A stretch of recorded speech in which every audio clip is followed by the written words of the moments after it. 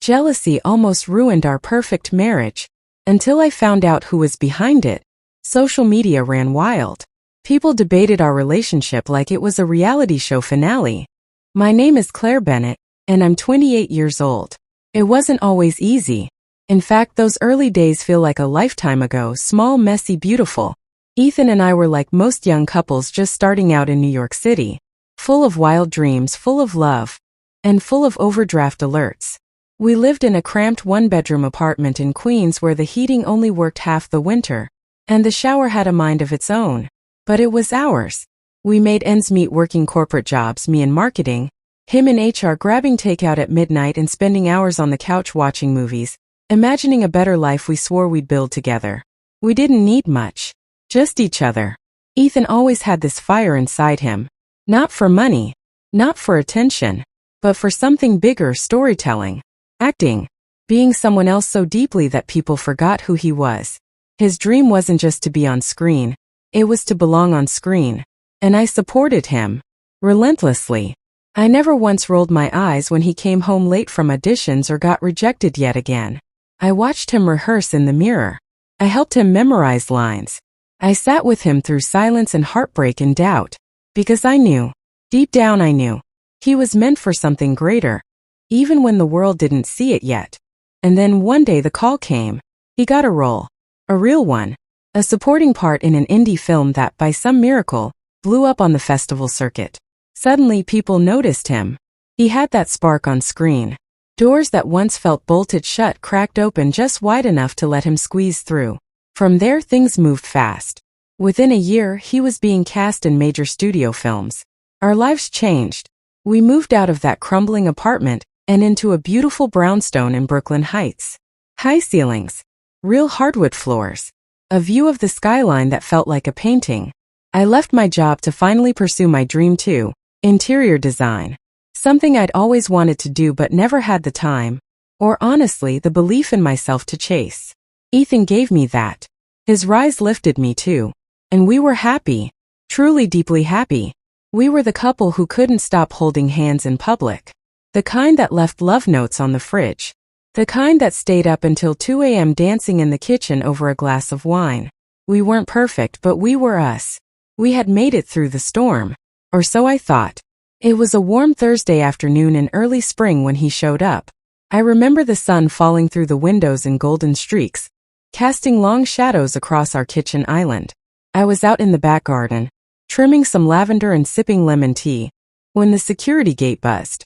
The intercom crackled just slightly before a name I hadn't heard in years rang out like an echo from a past life. Rowan Blake. The name alone tugged memories out of a forgotten drawer. Corporate meetings, coffee breaks, Ethan coming home late, talking about how Rowan got the promotion again. Rowan had been his colleague back when we both worked the 9-to-5 grind in Midtown Manhattan. Sharp, ambitious, ruthlessly efficient. The kind of man who never missed a networking event and always dressed like he was walking into a board meeting. He moved fast in the corporate world, faster than most. Ethan and he had started at the same level, but Rowan climbed quickly. Promoted within the first year. A manager by the second. Then suddenly gone off to Singapore, then London, joining some big multinational firm and traveling the world. And now, years later, here he was. At our gate. He was still tall, still clean-cut, still walked like he owned the sidewalk. But there was something different in his eyes, older maybe, colder definitely. He wore success like a tailored suit. Polished shoes, Rolex peeking from his cuff, sunglasses that probably cost more than our first month's rent back in Queens. I let him in. When I opened the door, his reaction was hard to miss. "This is your house?" he asked, blinking twice, the awe not quite hidden from his voice. It wasn't just surprise, it was shock. Maybe even a little insulted. He stood there in the doorway, staring up at the vaulted ceilings, his eyes scanning the interior like it was a museum exhibit he wasn't expecting. He stepped inside and walked slowly through the living room, fingertips brushing along the sleek marble countertops and mahogany furniture. He paused in front of one of Ethan's framed magazine covers and tilted his head slightly. The art. The expensive furnishings. The open floor layout leading to a full-length glass wall, revealing a panoramic view of Brooklyn and the skyline beyond. I watched him take it all in like he was trying to find the trick trying to understand how Ethan had gotten here. I smiled politely, not unkindly, and offered him a cup of coffee. "Ethan's on set," I said casually. "He should be home by this evening." He nodded, but barely. He seemed distracted, as if the house had punched him in the stomach and he was trying to pretend it didn't hurt. He complimented the decor, asked a few superficial questions, smiled in that way people do when they're trying to mask discomfort with charm. He left not long after, but something about the way he paused at the door, the brief glance he shot back over his shoulder, it lingered, like a shadow trailing behind him. A strange mix of envy and calculation.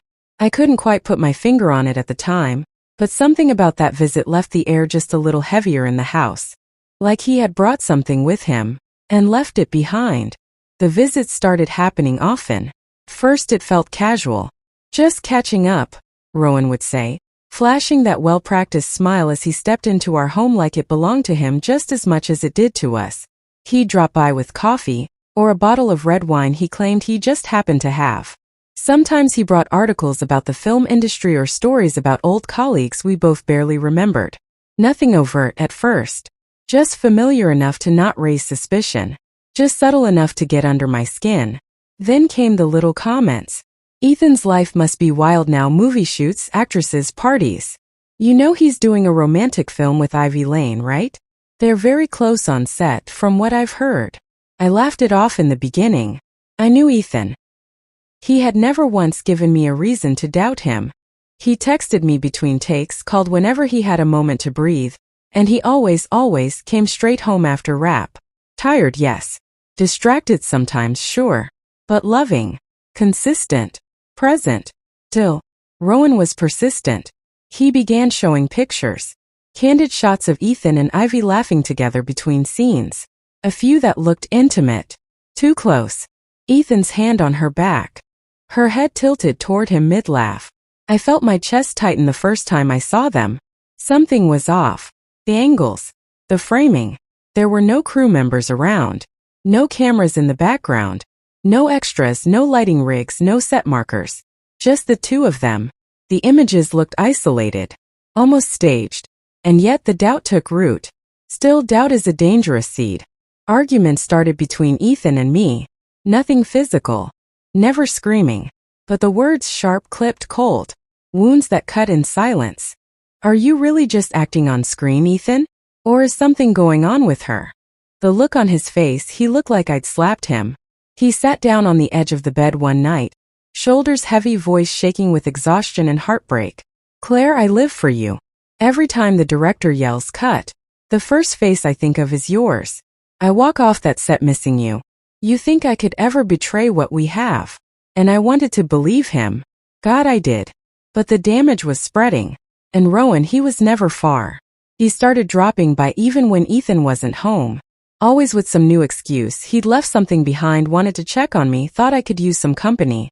He began sitting a little closer on the couch, letting his hand brush mine for a second too long, saying things like, "You deserve someone who doesn't make you question everything. You're exhausted, Claire.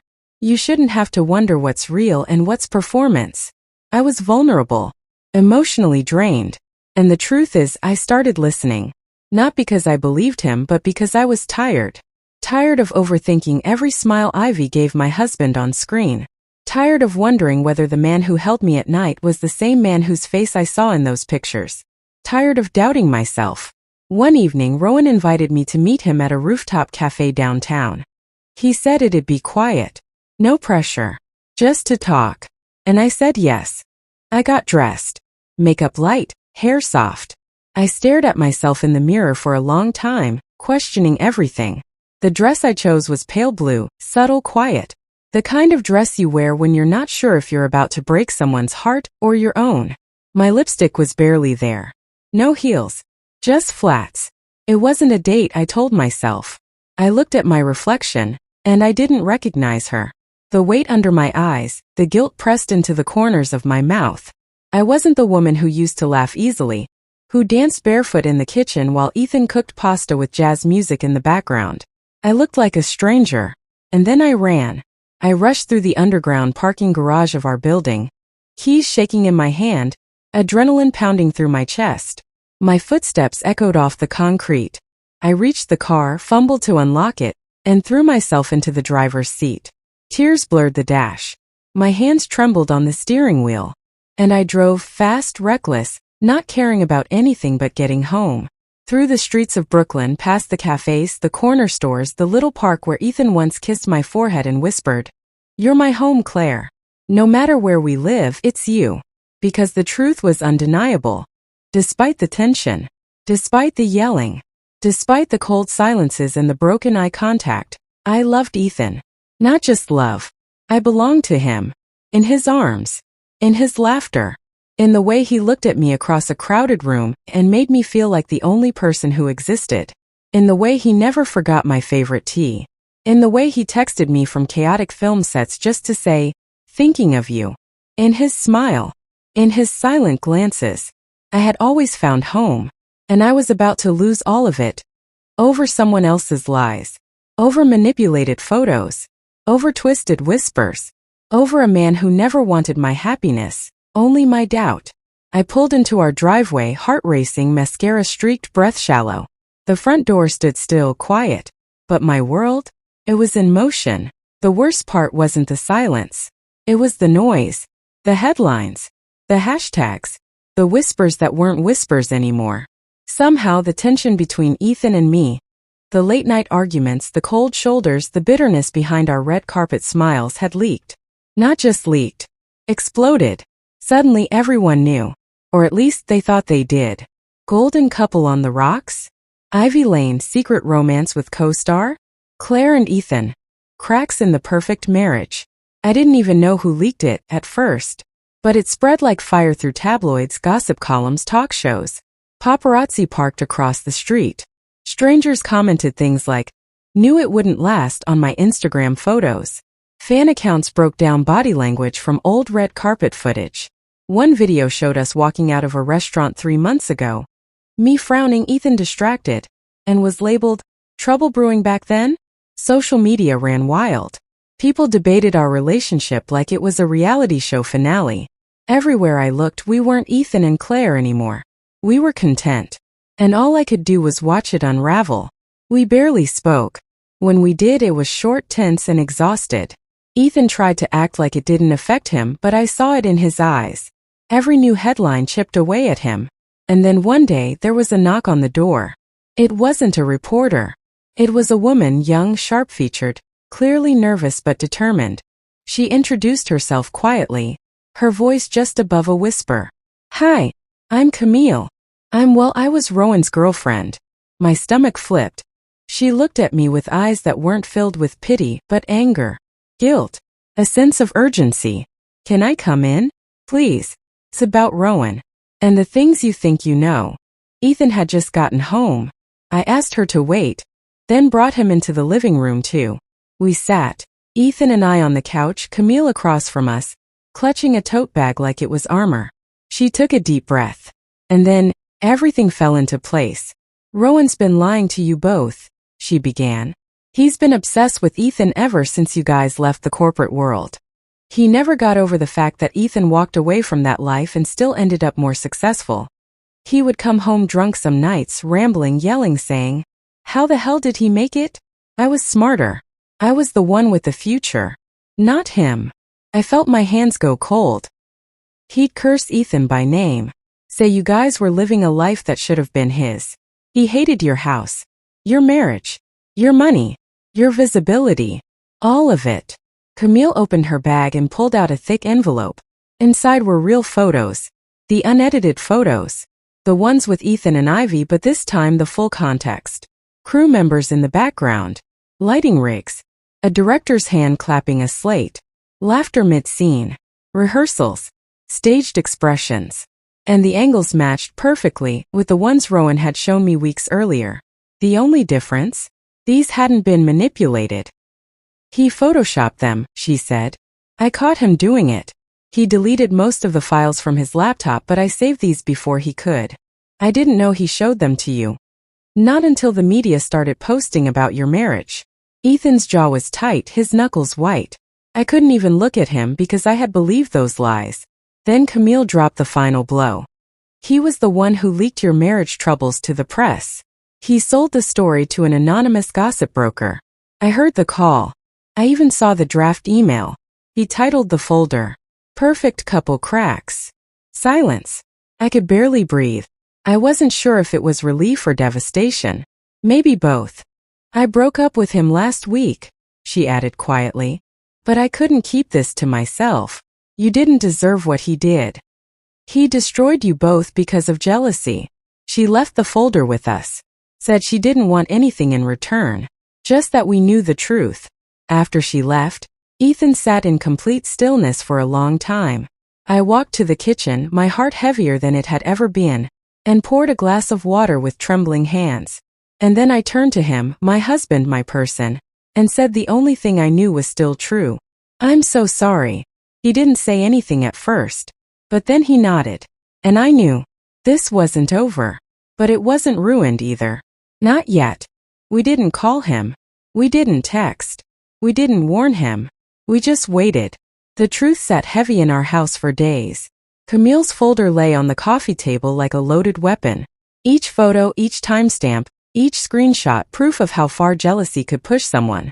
How close it came to destroying the only thing that truly mattered to me. And then on a Friday evening Rowan showed up. As usual, he didn't ask. He just rang the bell like he owned the sidewalk outside. Like he was still welcome. I opened the door. His smug expression faltered the moment he saw Ethan standing behind me. Arms crossed, face unreadable. "Claire," Rowan said with that polished, false charm. "Is this a bad time?" I stepped aside without a word. He walked in like he always did, arrogant, too familiar, like he was still in control. Ethan didn't speak. Rowan sat down, noticing the folder on the table. He glanced at it, then looked back at me. "Everything okay?" I smiled. Cold. Sharp. "Why don't you tell me if everything's okay, Rowan? You seem to know more about our marriage than we do." He flinched but recovered. "What are you talking about?" Ethan walked over slowly. He picked up the photos from the envelope one by one and tossed them onto the coffee table. The real ones. Unedited. Unmanipulated. And undeniable. "You remember these?" Ethan asked calmly. "Because Camille did. She remembered the day you spent hours alone in your room editing these. She also remembered the name of the gossip outlet you sold our story to." Rowan's face changed. First confusion, then realization, then panic, but he tried to laugh it off. "Come on, you're seriously taking her word over mine? She's unstable. She always—" "No," I interrupted. "She's honest. And she didn't need anything from us. She came to clean up your mess." Ethan leaned in closer. His voice was still calm but razor sharp. "You didn't just try to ruin our marriage, Rowan. You sold private details, fake rumors, and slandered both me and Ivy publicly. That's defamation. And we have evidence. Emails, call logs, bank deposits from that broker." Rowan stood up now, shifting uncomfortably. "You're not seriously going to press charges?" "No," I cut in again. "We're going to do something worse." He froze. "We're going to let the truth speak for itself." And we did. That weekend, Ivy's team released a joint statement with Ethan's publicist. It included Camille's signed testimony, the real photos, and confirmed that Rowan Thatcher, ex-corporate manager turned jealous saboteur, had fabricated a story to ruin a marriage out of personal envy. It went viral in hours. News outlets that had once spread gossip now tripped over themselves to issue retractions. But it didn't stop there. Rowan's current employer, a prominent tech firm in San Francisco, fired him immediately for misconduct and reputational damage. A quiet but firm legal notice followed from Ivy's attorneys for defamation and manipulation of professional media. Ethan didn't press criminal charges, but he did authorize his lawyers to pursue a civil suit. Camille? She posted her own statement. It got picked up by every major platform.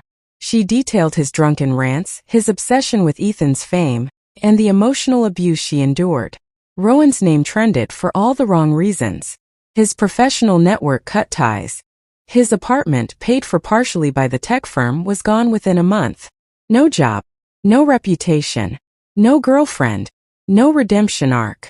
The last I heard, he was living in a tiny sublet in a forgotten suburb, trying to freelance under a fake name, blocked from every major agency, and ghosted by the same people who used to flatter him at networking events. He had wanted the spotlight so badly, and it burned him alive. That night I sat in our quiet living room, our home, our haven, and I finally wrote what had been sitting heavy on my heart. I titled it, Jealousy Almost Ruined Our Forever. Jealousy doesn't always come from strangers.